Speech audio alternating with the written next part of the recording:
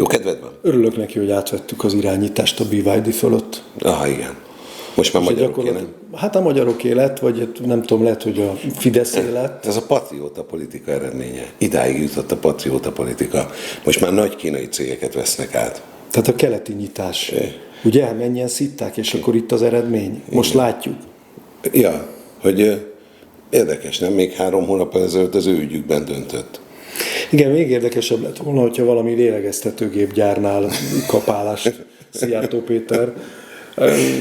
Szerintem az is elfogadható lett volna, és nem merült volna fel a korrupció. Az nem jó, mert a szimbolikája az, hogy akkor lélegeztetőgépre tették, nem? Tehát... Hát a Fidesz tették arra, tehát ilyen szempontból szimbolikus is lett volna, de valóban az tükrözte volna igazán azt, hogy ő mennyire szolgálta a hazáját, és mennyire esetleg külföldi, Európán kívüli, nem teljesen demokratikus államoknak a cégeinek az érdekeit. De ugye ezt el tudod képzelni, hogy teljesen vegyük ezt ilyen begytisztán, ilyen tényleg az történt, hogy hát ő mind sokakat ismer, és akkor a BYD-nál eszükbe jutott, hogy egy ilyen fontos ember felszabadult, és azt mondják, hogy tehát hívjuk fel, hát ha rendelkezésünkre állna. Tehát tudod képzelni azt, hogy amikor felhívják telefonon, akkor nem jut eszébe, hogy hát ezt nem lehet elfogadni. Még akkor is, hogyha teljesen begytiszta történet. Mert sose segítettem nekik külön, semmiben, minden teljesen tisztán történt, még akkor sem lehet elfogadni, mert az utólag is nagyon rosszul néz ki. Még akkor is. De simán elfogadja, tehát ebből meg visszafele következtetünk, hogy a kormányzat alatt ez hogy zajlódhatott. Tehát még lehettek a morális gátak a kormányzat. Hát Zoli, emlékszel, hogy lett a Honvéd elnöke? Úgy lett a Honvéd elnöke, hogy idehozott Békés Csabára egy szintén ázsiai gyárat, amit az állam 10 milliárdokkal megtámogatott, és ez az ázsiai gyár az egyik főszponzora lett a Honvéd labdarúgó csapatának, és azzal egy időben kinevezték Szijjártó Pétert a Honvéd elnökének. Tehát ugyanez a folyamat lezajlott. Most itt azt látjuk, hogy gyakorlatilag 1000 milliárdokat költött a magyar állam a Szijjártó Péter által Magyarországra hozott kínai gyárakra.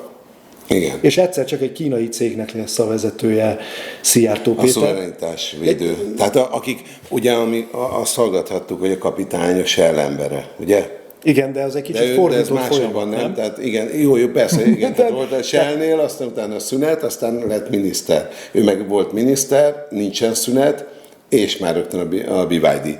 De hogy valahogy akik most védik, most olvasom be, Deák Dániel jó óriási nagy nemzeti büszkeségnek nevezte ezt az egészet, tehát abba a keretbe rakta.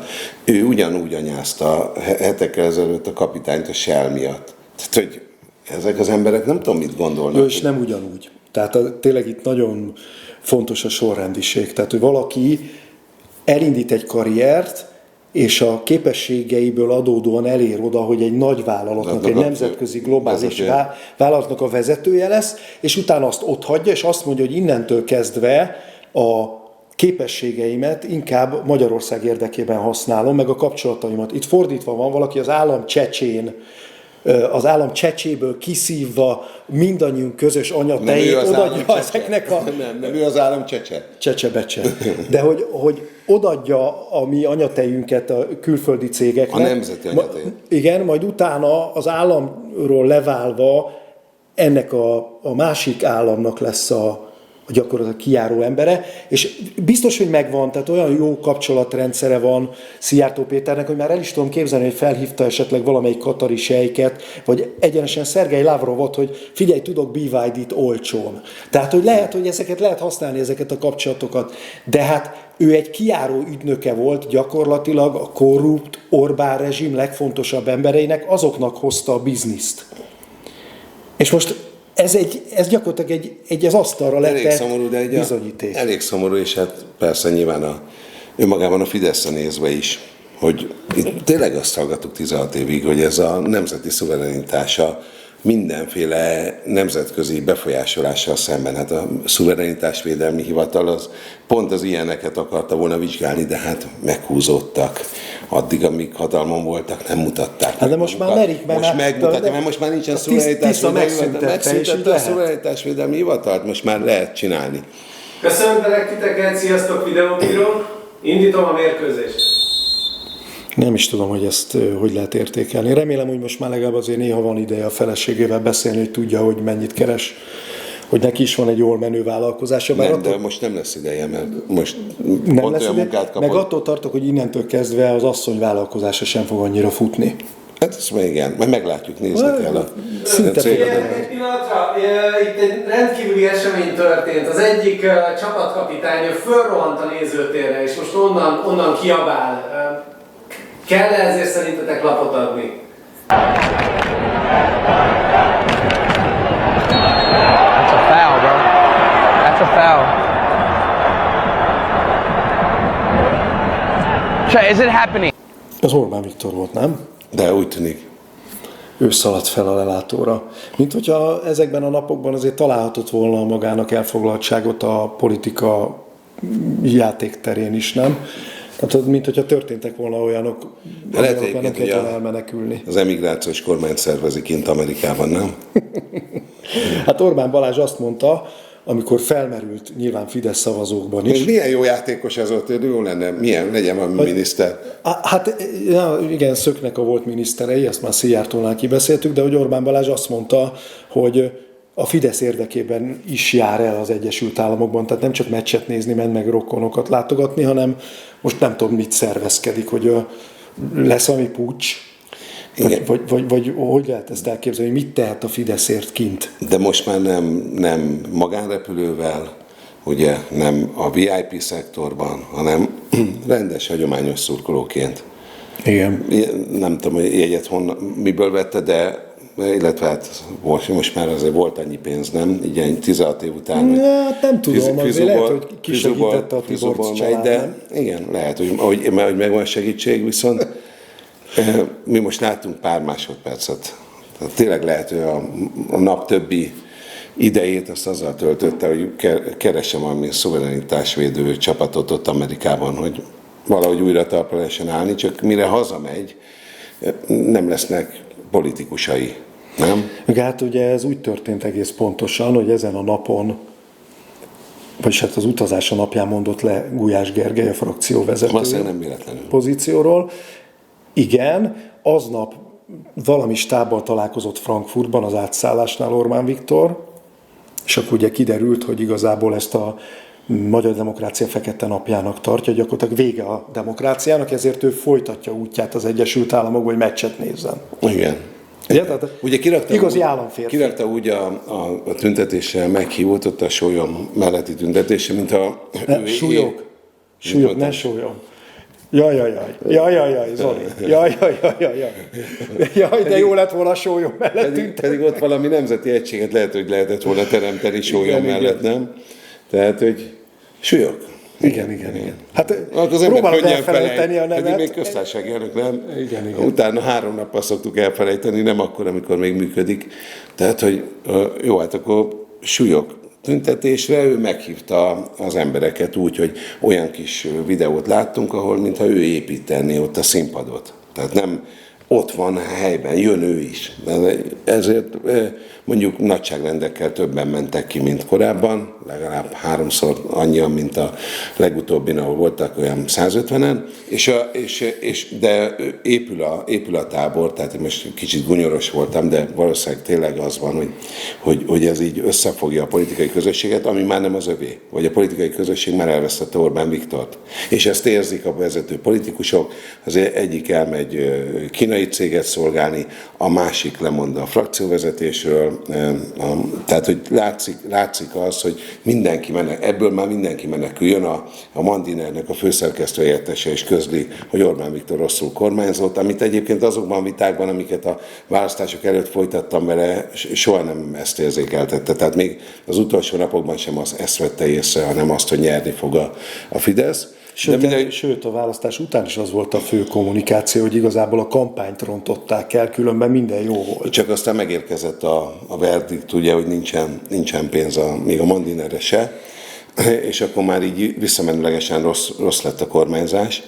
Tehát, hogy ebben a helyzetben Orbán Viktor a lehető legrosszabbat húzta, és az látszik, hogy ő nem tud attól elmozdulni. Ahogy mondta, tudod, hogy ő nem változik meg.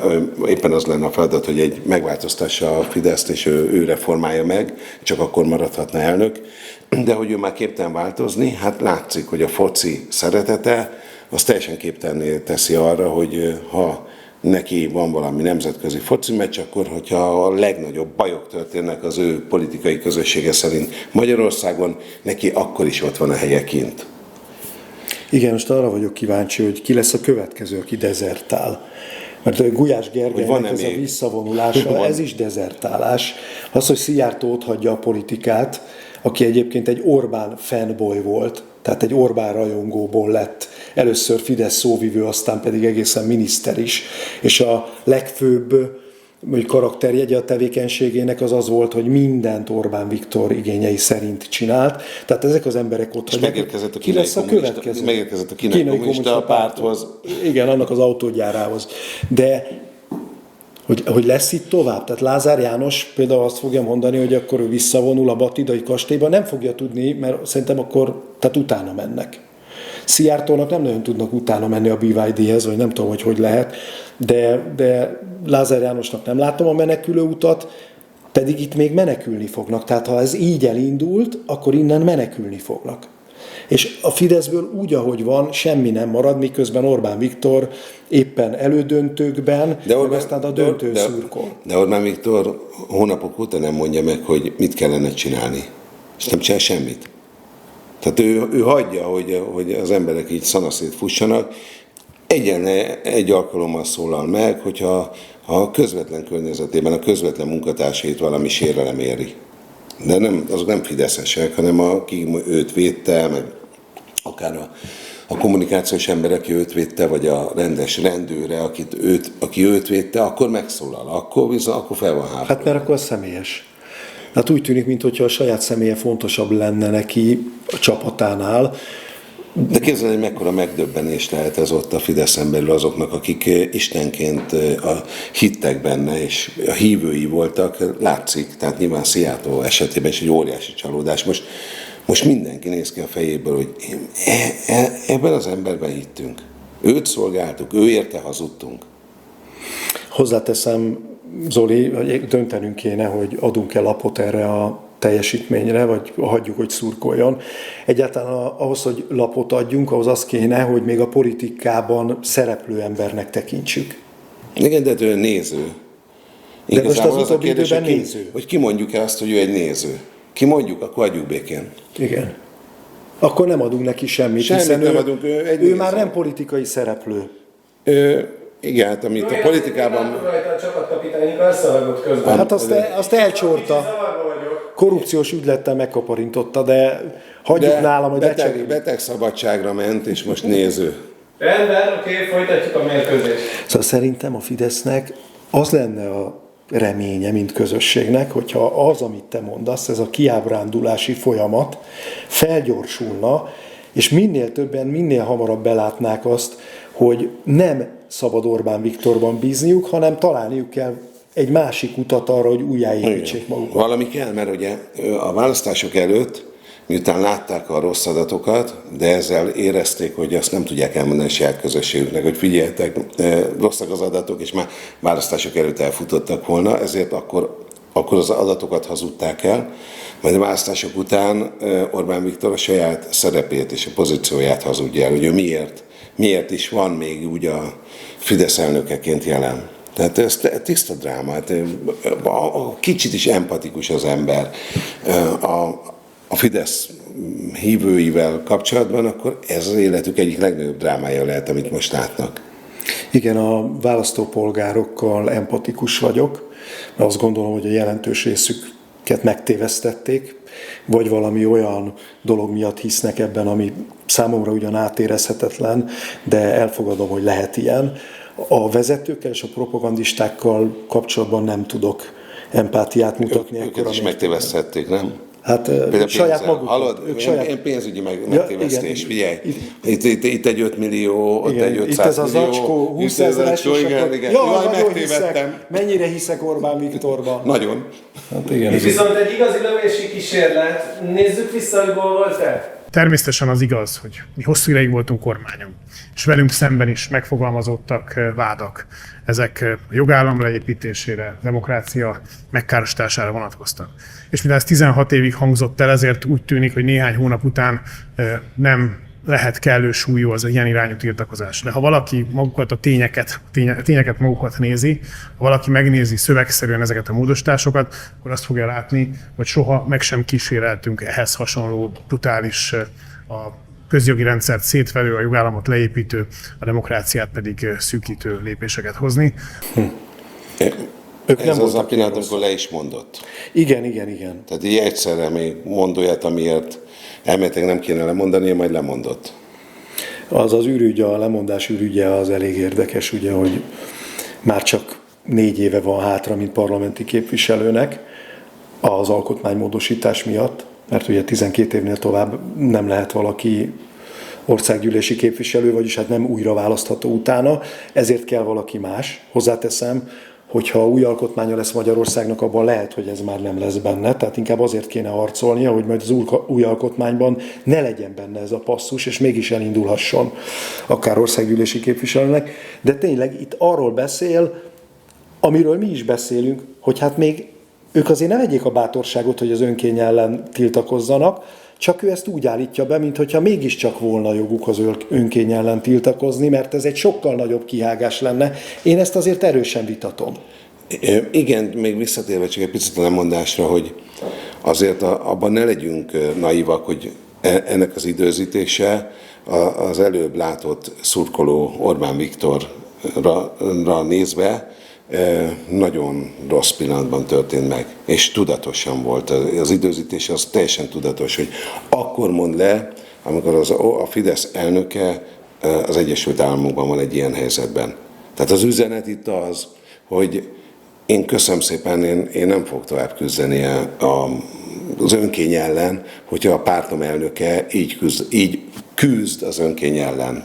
Ez egy üzenet, ez egy Fideszen belüli üzenet, mert megtehette volna, hogy megvárja Orbán Viktort, hogy hazajön, és utána mond le. Megtehette volna, hogy Orbán Viktor elutazása előtt mond le. Az, hogy most mond le, ebben ott van az a nagyon erőteljes üzenet, hogy én így nem csinálom.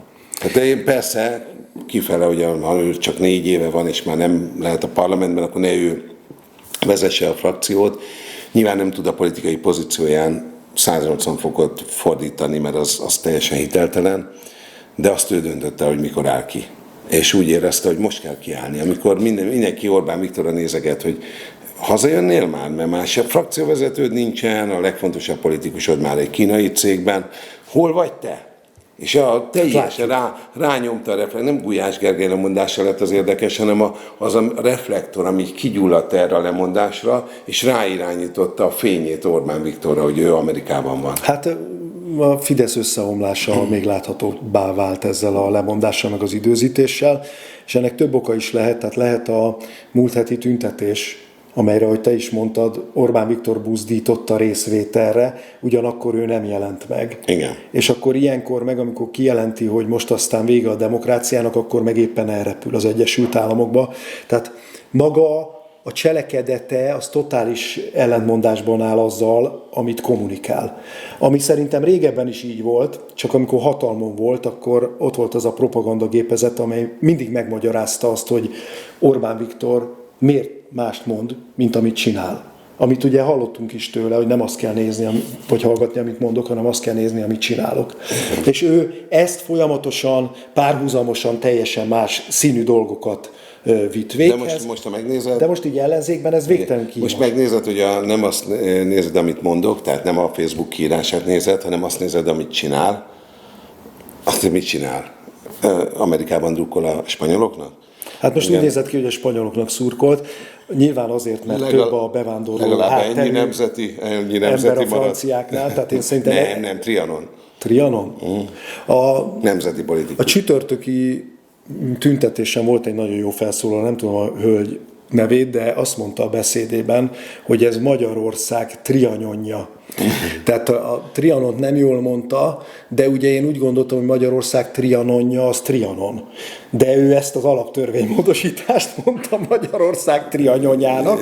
Tehát van zavar azért azon a térfélen, amit Gulyás Gergelynek ez a lemondása ez szerintem csak fokoz, főleg azzal együtt, hogy közben arról beszéltek, hogy gyászolják a magyar demokráciát, ezért öltöztek feketébe, és akkor Gulyás Gergely a háttérben végignézett magára, hogy jaj, én kékben vagyok. Hát, ez az egész, tehát az van, hogy... De lehet, ebben is volt valami üzenet. Hogy láttuk ezt a falanx-szerű, nagyon egységes Fideszt mennyi időn keresztül, és most már egy 5 másodpercet nem tudnak úgy lehozni, hogy ne legyen benne valami diszonancia. És valaki megkérdezhetné Gulyástól, hogy még ugye a kampányban az a mondat, ami olyan sejtelmes volt, hogy senki nem értette, hogy egyszer majd megköszönik nekem Magyar Pétert. Nekem, mondta Gulyás Gergely. Az tulajdonképpen mire gondolt ő? Tehát mi volt a mondatnak az a háttértartalma, amit ő tud csak? Mert minden sejtéseink lehetnek. Azért itt a lényeget illetően, amit mond, hogy ők nem csináltak ilyet, hiába 16 éven keresztül vádolták őket az önkény kiépítésével. Hát azt szeretném elmondani, hogy a Fidesz 2010-ben kész koncepcióval lépett hatalomra, kész koncepcióval a sajtószabadság megnyírbálására, a propagandagépezet kiépítésére, az alkotmány majdnem egypárti elfogadásával, tehát, hogy tökéletesen az volt a céljuk, hogy átalakítsák a rendszert olyanra, ami nekik megfelel.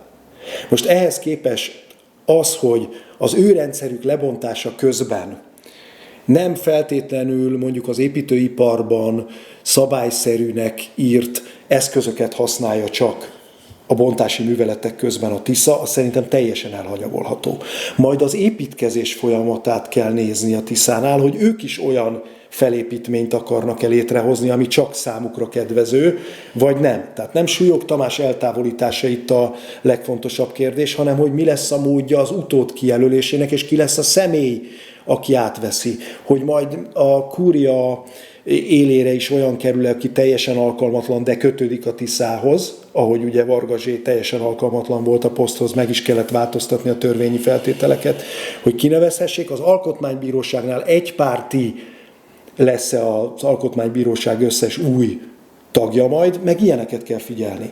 De azt, hogy ők felépítettek egy illiberális, hát Orbán Viktor el is mondta, hogy egy nem liberális rendszert, az vitathatatlan, és ehhez képest vannak fenyegető jelek, mert nem, mondom még egyszer, nem azt a buldózert használja feltétlenül Magyar Péter a bontáshoz, ami az előírt, de én azért még nem kiabálnék önként. Ugye vegyük sorra, tehát egyrészt, ha nem betonozták volna be egy csomó helyen 2/3 az embereiket, akkor hiteles lenne az egyszem köztársasági elnököt kellene ebben az ügyben védeni.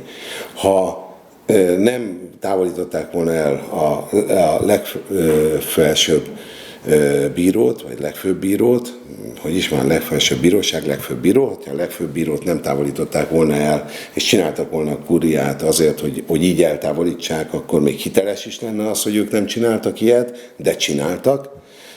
És az Alkotmánybíróságot nem alakították volna. Ha Orbán Viktor ne ilyen bábuként nézett volna a köztársasági elnökökre, hogy amikor Novák Katalin egy kicsit kínos volt, akkor így kitette így, és akkor jöjjön helyetted majd akkor a Súlyog, akkor még el is hinnénk, hogy ez az egész ilyen mérőjön. Tanácsot csináltak meg, tehát lehetne hogy az egész így akkor a mérőjön. Hogyha megdicsérnék a szabályozásnak azt a részét, ahol ők szűkítettek, és ez a szabályozás meg tágít, tehát mondjuk nagyobb függetlenséget ad a bíróságoknak, nagyobb lehetőség, kiterjeszti az Alkotmánybíróságnak a jogkörét, ami egyébként érdekes sztori. Tehát, hogy ebbe az irányba gondolkozik a Tisza.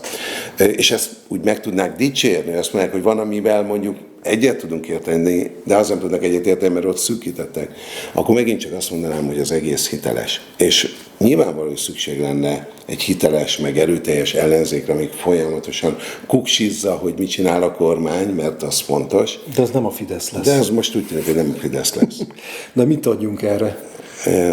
Hogy volt ez? Mi volt a kérdés? Hát ez gól-e? Hát semmiképpen nem látom gólnak. Nem, hát most az utolsó megmozdulása volt a pályán, de nem, akkor sem gól.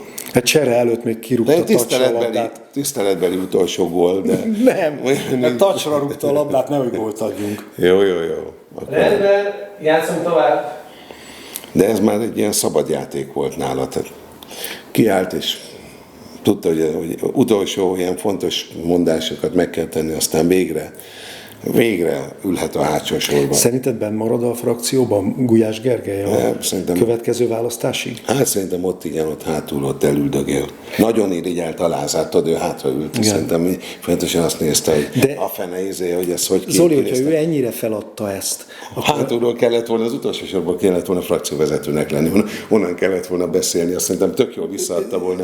hogy de Zoli, helyzet. nem lehet, hogy itt az fog történni, hogy egy kis idő múlva még a frakcióbeli tagságáról is lemond, és elkezd egy saját ügyvédi karriert építeni? Tehát igen, még lehet az, hogy tudod, kivonul a Fidesz frakció, és egy idő után gyanús lesz, hogy nem jönnek vissza, és meg kell nézni, hogy van-e még. Van-e még tagja a hogy frakciónak? Volt egy ilyen a gimnáziumban volt egy évfolyamtársunk, mi ások voltunk, és a Béseknél valaki elment Moszkvába valami, a papája valamit kapott ott valami állást, és az első héten ott hagyta első osztályban a Béseket. De ezt tornatanárnak végig jelentették majdnem az egész fél éven keresztül, még mindig beteg, és a tornatár mondta, hogy mondják meg neki, hogy gyógyuljon meg. Na, hogy lehet, hogy 2 hónapja beteg szegény, és a végén kapott a fejéhez, hogy az egész a B-osztály szórakozott vele.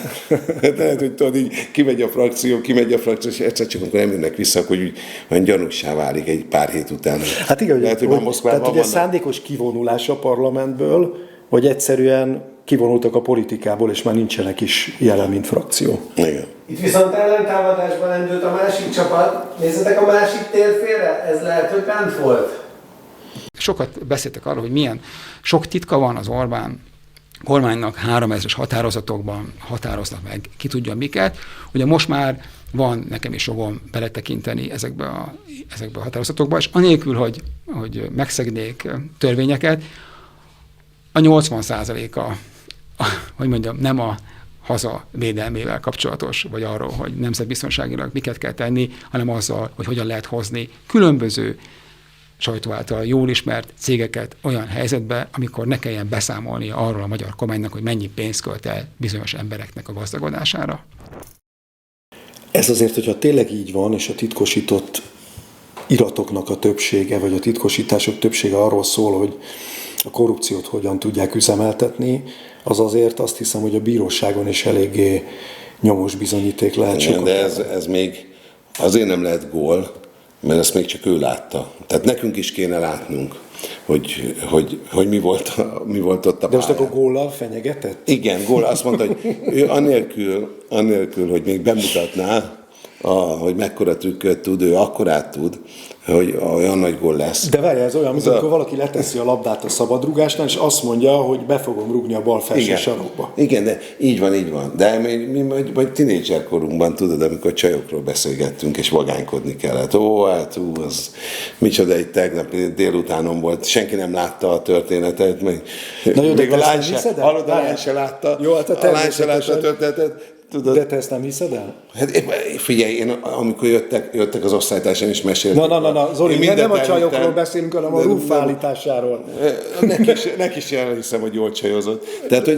Tehát figyelj, igen, én azt tudom neked mondani, hogy ez nagyon fontos folyamatban vagyunk benne, és most már van egy ügyészség feletti hivatal is, amelyik nyomoz, és azt gondolom, hogy körülbelül őszig lesz az embereknek a tekintetben türelme, hogy azt mondják, hogy így neveket tudnak mondani, tudod, hogy kik járnak kelnek Budapesten szabad lábon.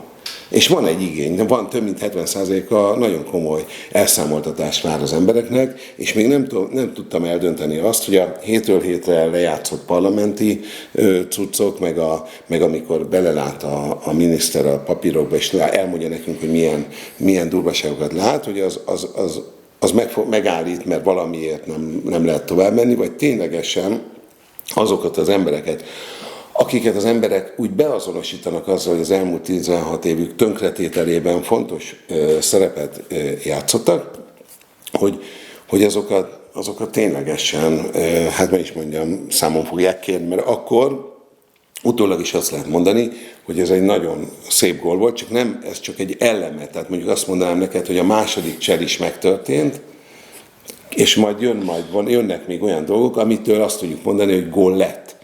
Jó, de akkor meg kell várnunk a góllal a bírósági ítéletet? Itt most az van, hogy csinált 2 cselt, és azt mondja nekünk, hogy én ezt be tudom rúgni. Tehát ő egy puskás, ő egy Messi, aki tényleg tudja előre már, hogy hol mit kell cseleznie ahhoz, hogy ez a végén bemenjen a gólba, és láttunk is már 1-2 jó cselt, de még mindig nem vagyunk ott, hogy bementek a gólba. De az viszont biztos, hogy nagyon sok olyan eset volt, amikor furcsálta a sajtó, a független sajtó, hogy bizonyos kérdéseket miért titkosítottak, vagy azoknak az iratait miért titkosították, igen. És az biztos, hogy rengeteg olyan eset volt, amikor megpróbálta kiperelni a független sajtó vagy jogvédők a titkosított iratokat, vagy azokat az iratokat, amelyeket nem tettek transzparensé, és nagyon sokszor megtörtént az is, hogy a végtelenségig húzta az adott állami szerv az iratoknak a nyilvánosságra hozását, sőt volt olyan is, hogy már el is vesztette rég a pert, és még úgysem akarta az információkat nyilvánosságra hozni, akkor megint visszamennék Szijjártó Péterre, aki másodállásban egy lélegeztető gyárnak lesz nyilván a külképviseletének a vezetője, vagy a külgazdasági vezetője, hogy például ugye az történt a lélegeztetőgépekkel kapcsolatban is, hogy ezt kiperelték, és amikor megtörtént a kiperelés, és már ki kellett volna adni az iratokat, akkor a külgazdasági és külügyminisztériumból kijelentették, hogy hát azokat már ledarálták. De volt ilyen a felcsúti futballcsapatnak a TAO-jával kapcsolatban is, hogy már évek óta megnyerték a pert ezzel kapcsolatban, és még akkor sem hozták nyilvánosságra. Tehát ezek olyan dolgok, amiket szándékosan titkolt a hatalom. Itt van példának, amit tudunk, hogy ugye a Budapest-Belgrád vasútvonal iratait, azokat is titkosították hosszú évtizedekre, de már tudjuk, már olyanok kiderültek, hogy ugye a Mészáros és Mészáros volt a nagy kedvezményezett, hogy ahhoz a 60 puszta tulajdonosa, Orbán Viktor édesapja beszállított nagyon nagy haszonnal. De ezt még tudjuk, de erről beszélek. Hát hány ilyen van? De arról beszélek. És hány ilyen lehet még, amit nem tudunk? Tehát vegyük sorra. Ezek a 3000-esek szinte biztos, és teljesen egyetértek Ruf Bálintal abban, hogy 80%-a, nem tudom, hogy 80%-a, vagy 90, vagy 95, az arról szólt, hogy titkosan ki akartak lopni milliárdokat. De az egyetértek. Az is egyetértek, hogy nagyon szűk körben tudjuk, hogy kihez kötődött, ez a rendszernek a problémája volt. Most is elmondtál neveket, történeteket, nagyjából egy ilyen 5-10 embernek a neve forog ebben a dologban. Az az állításom, hogy ehhez képest velük semmi nem történt. Tehát tudjuk, nyílt volt, egyértelmű, és nyilvánvaló, hogy van egy nagy adag türelem a választókban, még mindig van türelem, még mindig van egy nagyon, nagyon komoly elköteleződés, 70% fölötti, de hát van egy várakozás is, hogy akkor ebből lesz valami.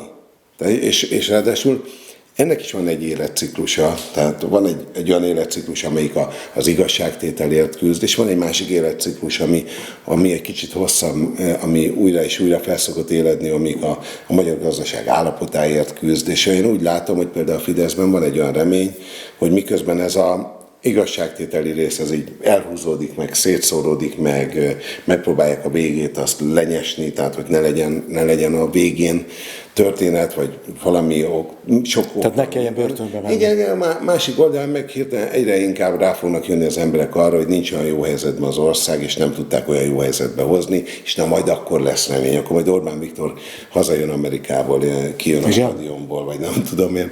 Tehát van ilyen... És lesz még csapata akkor? Van egy ilyen gondolkodás. Persze. Jó, akkor nem gól, de hogy mondjam, ígéretes helyzet bontakozik ki. Igen, az van. Rendben, köszönöm. Ja.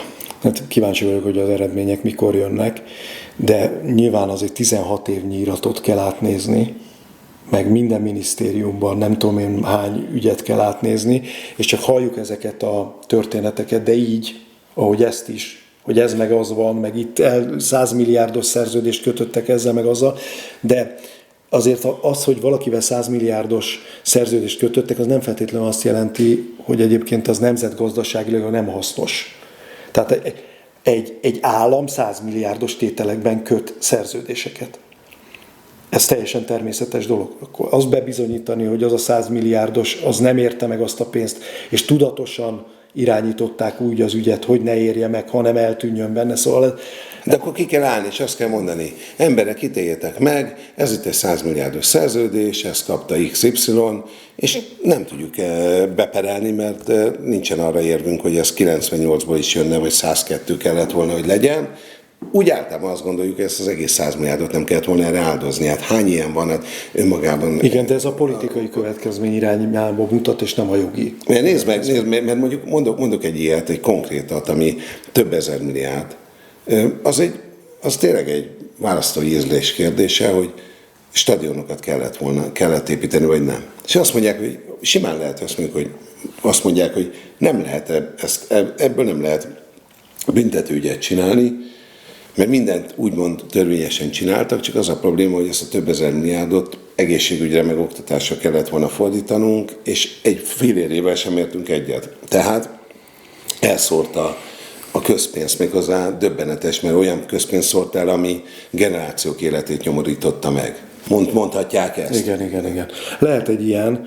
Most ugye, ha kiállnak és azt mondják, hogy nem tudunk ezzel az üggyel mit csinálni, és mondjuk majdnem minden ügyben így állnak ki, hogy nem tudunk ezzel mit csinálni, mert nem bizonyítható, akkor a politikai következményre appellál a kormánypárt, tehát hogy az ellenzék politikailag emiatt rosszul jár, hiszen olyan színben tűnik fel a választók előtt, ami lehetetlenné teszi az újjáépítését. Ugyanakkor én azt gondolom, hogy a politikai következményeken már gyakorlatilag javarészt túl vagyunk, mert azt látjuk, hogy a Fidesz olyan állapotban van, hogy már önmagától nem tud újjáépülni, tehát a politikai következményektől már nem is kell tartania. Itt már csak a jogi következmények számítanak, hogy ezek az emberek, akik 16 év alatt sok ezer milliárdot tüntettek el korrupciós utakon, azok végül is oda kerülnek el, hova valók volnának, mert az ilyenért börtönnel kéne felelni.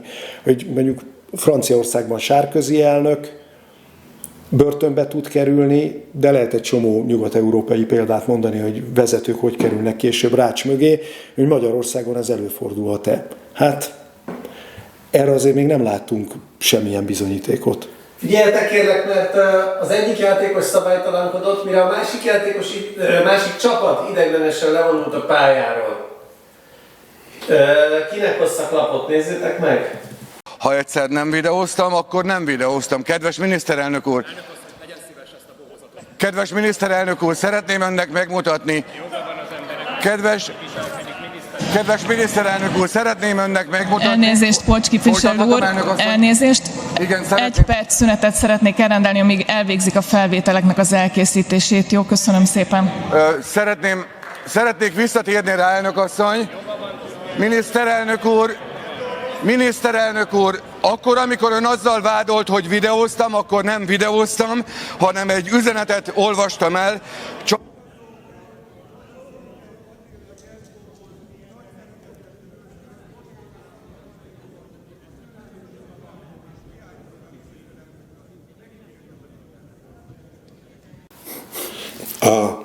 Amíg azt mondja, hogy ő nem videózott, majd nyilván térünk ki erre, hogy ez mi is ez a parlamentben, de hogy amíg ő azt mondja, hogy ő nem videózott, mert ugye van egy ilyen házszabály, hogy nem videózhatnak, addig a környezetében a fideszes politikusok ott videóznak. Tehát lehet látni a képen, hogy a többiek videóznak. Az egész egy teljesen szürreális vagy abszurd szituáció, magáért beszél a kép, hogy hazudik maga a politikus, tehát a politikus felszólalását nem erősítik meg a pártársai, inkább hát is nem szórakoznak vele, tehát ott videóznak, miközben ő ott beszél, hogy ő nem videózott, ebben a pillanatban azért Pócsra terelődik a gyanú, hogy hát akkor nyilvánvaló, hogy te is videóztál, tehát nem segítettek a pártársak se ebben. Klasszikus, hogy mennyiben közösség ez a Fidesz. Erről majd lenne érdemes egy kicsit beszélgetni, mert ők azt várják, hogy a másikat vigyék el, és ne őket, és így nagyon nehéz közösséget építeni.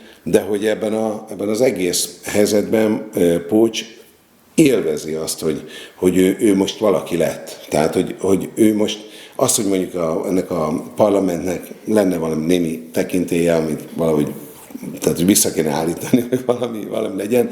Igazából valószínűleg azt érzik, hogy minden, ami a tekintély ellen van, az nekik jó, mert szemben áll velük egy nagy adag Tisza, másrészt pedig eltökélt szándéka a Tiszának, hogy visszaadja a parlament mozgásterét, tekintélyét, ugye vége lett a rendeleti kormányzásnak, tehát valahogy a parlamentre nagyobb figyelem hárul, és ezekkel a dolgokkal tulajdonképpen ő magán úgy érzi, hogy jó dolgot tesz a saját pártjának, vagy nem tudom én, mert ahogy elkomolytalanítja, jelentékteleníti a parlamentet, úgy csinál saját maguknak jót, vagy jobbat. Szerintem valami ilyesmi van a fejében. Nem tudom, a falu bolondja azt tudni szokta, hogy ő a falu bolondja?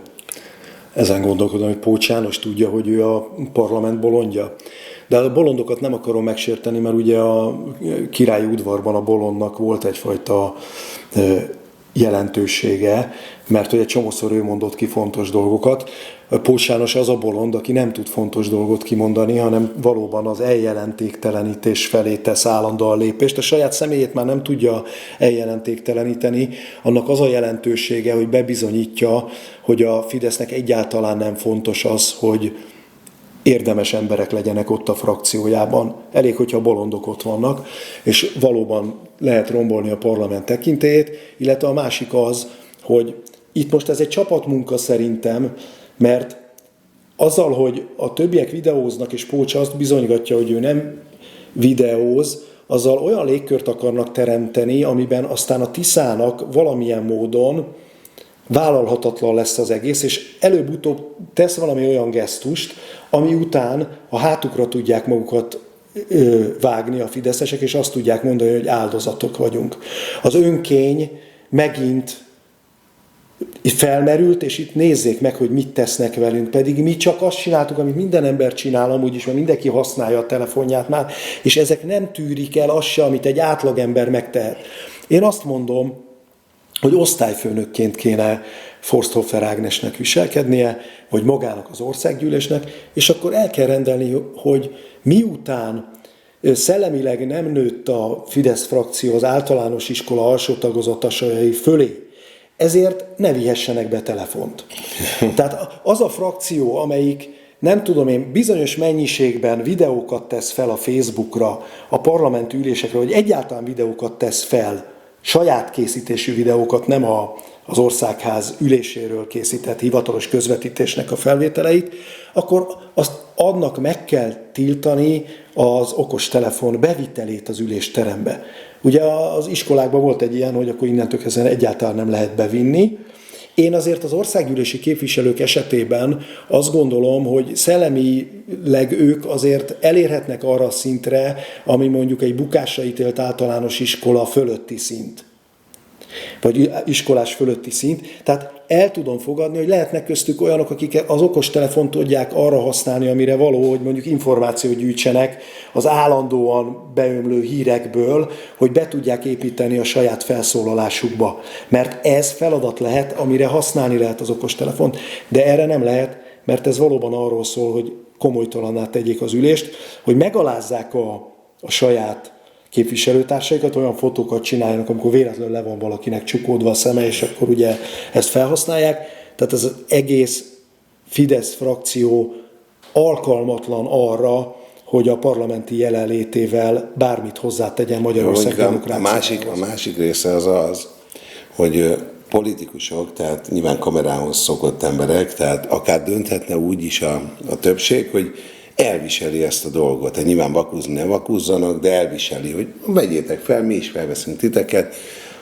De sokkal jobb, ha senki nem veszi fel a Szerintem jobb, tehát kulturáltabb, tehát egy parlamenthez nem illő dolog egymásnak a felvétel, de egyébként amikor a Fidesz volt hatalmon, az ellenzék használta ezeket az eszközöket, az akkori ellenzék, tehát láttunk onnan videós anyagokat. Talán Tordai Bence volt, aki készített ilyeneket. Igen, tehát hogy lehet, de azért ne felejtsük el azt a részét sem, hogy az ellenzéknek amilyen eszközök a birtokában vannak, tehát például most a Fidesznek milyen eszközök vannak a birtokában, korábban is használta, Gyurcsánnyal szemben nagyon sokáig, hogy kivonulnak. Tehát az, hogy ők kimennek, elhagyják a parlamentet, közben a parlament tud működni, mert a parlamentben mégiscsak a többség ott ül, tehát a parlament működését nem gátolva ki tudtak menni. Most is ki a Tisza, nem most a Tisza, igen.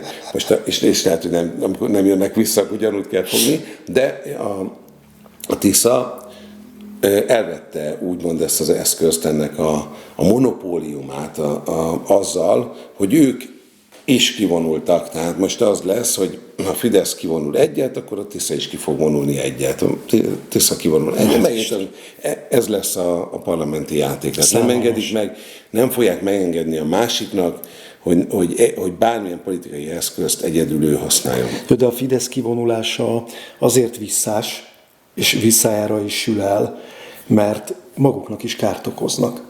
Ugyanis a Mi Hazánk ott van, mint ellenzék, és gyakorlatilag ugyanazt az aspektust képviseli, vagy ugyanonnan nézi a politikát jelenleg, ugyanúgy a széljobbra kalibrálta magát, ahogy a Fidesz Orbán Viktor által oda kalibráltatta magát. Tehát ha kivonul a Fidesz, akkor csak nagyobb teret ad a Mi Hazánknak, és átadja az ellenzékiség, vagy az első számú ellenzéki szerepét igen, a Mi Hazánknak. Jó, de hát a Mi Hazánk az szerintem nem értelmezhető ilyen szempontból. Nem tud középre menni, mert alkalmatlanok rá. De látod, hogy a Fidesz meg ott hagyta a közepet. Oké, de most attól még nem lesz a középen. Lehet, hogy meg kívülről fogalmazunk. Most itt az számít, hogy a szélét foglalja el, és akkor a Fidesz kimegy, akkor a Mi Hazánk foglalja el a szélét, akkor a Fidesznek sehol nem lesz helye. Na jó, de itt most lapot kéne valakinek adnunk. Tehát én azt gondolom, hogy Pócs János komolytalanná teszi ezt a mérkőzést, tehát olyan, mintha valaki rendszeresen anélkül kezdene el a földön fetrengeni és fogni a lábát, hogy bárki az 5 méteres körzetében lett volna. Kézzel ért a labdához. Az nem a keze volt, az egy műkéz volt. A saját állítása szerint csak egy tok volt. Ez a kezének a tokja volt. Egy kesztyű. Egy kesztyűvel, nem a kezével ért hozzá, hanem a kesztyűvel. Egy tokkal ért hozzá. Na jó, tehát legalább egy sárgalapot adjuk a bolondnak, hát ha észheztél. Rendben, köszönöm szépen. De figyelj, most ez fog folyni. Tehát ezeket kell hallgatnunk. Igen. Igen, ez a megújult frakció. De tudod, ezek azok, most nem akarom meg kell valóban egy iskolához hasonlítani, de hogyha ilyen gyerek van egy osztályban, akkor azt kiküldik az osztályteremből. Hát van, meg egyéb dolgok is vannak, de azért minden... Jó, hogy zavarja az órát. De legyünk zavarja az órát. Értem, de legyünk toleránsak. Hát toleráns vagyok, oké. Egy osztály sokszínű. Mindenféle fajta gyerek jár oda. Na jó, csak tudod, hogy akkor nem lehet tanítani.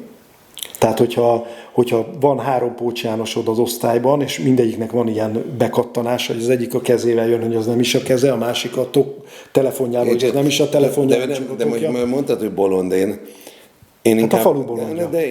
De azzal elhelyezed egy olyan pozícióban, amilyen megengedő.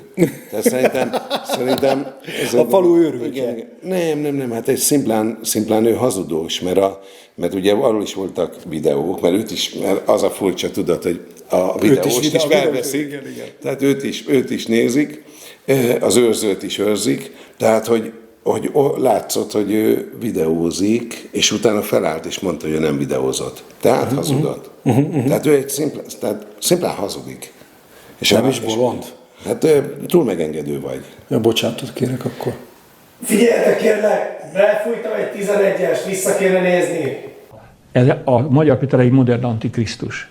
Tehát az, ahogy János a Jelenések könyvében leírja az antikrisztust, a fellépését, a kezdeti sikereit, a hódításait, az ígéreteit, félelmetesen, tökéletesen megfelel Magyar Péter feljelentésének, megjelenésének. Amit nem írtam meg, azt most hozzá szeretném fűzni ezt a kiegészítést, hogy innen szeretném üzenni minden tiszásnak, hogy mivel az antikrisztus az a sátán szolgálja, hogy minden tiszás az sátán szolgálja. Akkor is, amikor azt gondolja, hogy neki van igaza, és mi vagyunk a rosszak és a romlottak. De tudnia kell, hogy ez az ember, ez a bűnből épített magának karriert. A bűnből, az árulásból, a gonoszságból, a korrupcióból, a gyűlöletből és a hazugságból építette fel a saját sikereit. Mindaz, aki őt követi, mind kivétel nélkül a sátán szolgálja. Abból építette fel a karrierjét, a hazudozásból, a korrupcióból, a bűnből, gonoszságból, abból gyűlöletkeltésből, abból építette fel a karrierjét. árulásból. De Bencsik ebben a dologban teljesen világosan látja. Igen. Csak hogy ezt ők követték el, és abból építette Magyar Péter a karrierjét. Ők követték el, amiben ő benne volt, és innen üzenjük neki, hogyha benne volt, akkor ő a sátánt szolgálja, nem? Tehát, mert ő elmondta, hogy minden tisztás a sátánt szolgálja, de itt valami félreértés van, mert ez a korrupció ez azt a tábort érintette, amiben ő volt benne, és hogyha az ő logikáját követjük, akkor arról szól ez a logika, hogy Bencsik a sátánt szolgálja. Igen, tehát végig is Én nem gondolom, hogy a sátánt szolgálja, szerintem saját magát, meg a saját agya őt szolgálja, de ettől még az ő logikájában ez van. Végig mehetünk ezen, akkor így egyenként, amiket felsorolt. Árulás. Egészen egyértelmű, hogy elárulták a szövetségi rendszerünket. Ezt Szijjártó Péter telefonbeszélgetéseiből is tudjuk, és tudjuk abból, ahogy Oroszország Ukrajna ellen elindított háborúja után viselkedtek, hogy a NATO a saját szövetségi rendszerünk bővítését hosszú időre akadályozták mondva csinált okokkal, de az Európai Unión belül is, hogy megpróbáltak mindent megtenni, hogy az ellenség kedvezőbb helyzetbe jöjjön. Ez egy árulás. Emeltünk a gonoszsághoz, szerintem a gyermekvédelemben történteket simán a gonoszsághoz sorolhatjuk. Az igazi gonoszsághoz. A korrupció kérdésében nem szerintem... kell benned. Igen, ott... Azt még ők is tudják. Ezt még ők is tudják. A gyűlöletkeltés kérdésében, hát kampányokat folytattak 2015 óta, 11 éven keresztül folytattak gyűlöletkeltő kampányokat, hol egyes személyek, hol a saját szövetségi rendszerünk, hol egy ország, mint Ukrajna ellen. Tehát mindig gyűlöletkeltő kampányokat folytattak, és nagyon sokszor egyébként az ország állampolgárai, a saját országuk állampolgárainak egy része ellen is. És mi volt még? Hazugság. Hát az egész hatalomgyakorlásuk a hazugságra épült. Igen.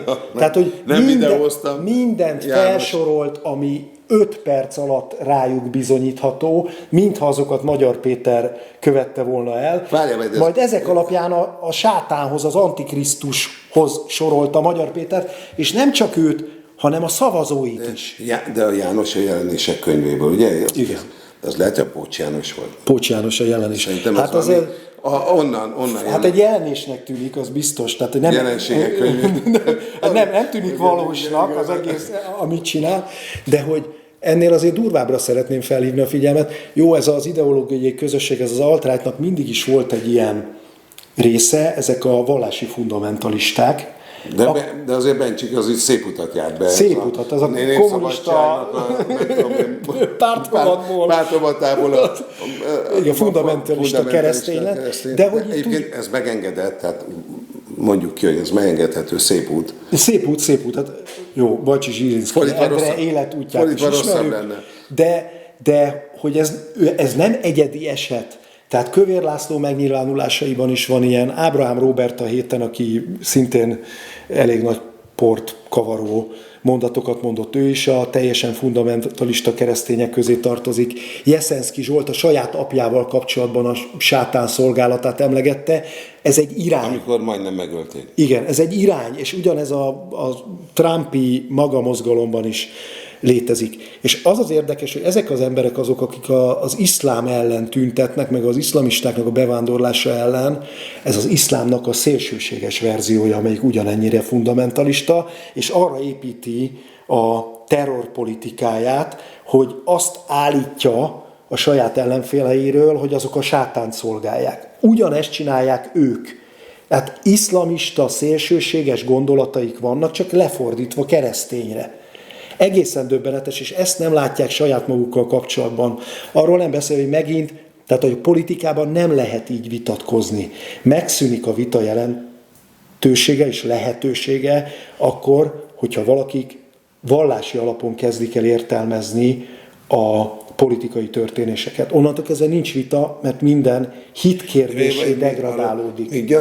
Gyanúja sincs azzal kapcsolatban, hogy hát ez mégis több mint 3 millió ember szavazott egy politikai erőre, és így simán azt mondani, hogy a sátánt szolgálják, tehát ez nem fogott úgy gyanút, hogy most már lassan csak ő nem szavazott a Tiszára, az miért? Mi lehet annak az oka? Bár egyébként el tudom képzelni, hogy titokban oda szavazott, tudta, hogy ezt mondani kell, de... Ugye az ördögnek a Biblia szerint az egyik legjelentősebb képessége az a kísértés és a megtévesztés. Tehát én úgy érzem, hogyha Bencsik úr elgondolkodna ezeken a szavain, meg a saját viselkedésén, akkor még az is felmerülhetne benne, hogy az ördög nem őt tévesztette meg, nem őt kísértette meg. Így van. Tehát, hogy ha végig gondolná, én nem ilyen akarom... mondatok jönnek ki a száján, ez lehet, hogy megszállta őt az ördög.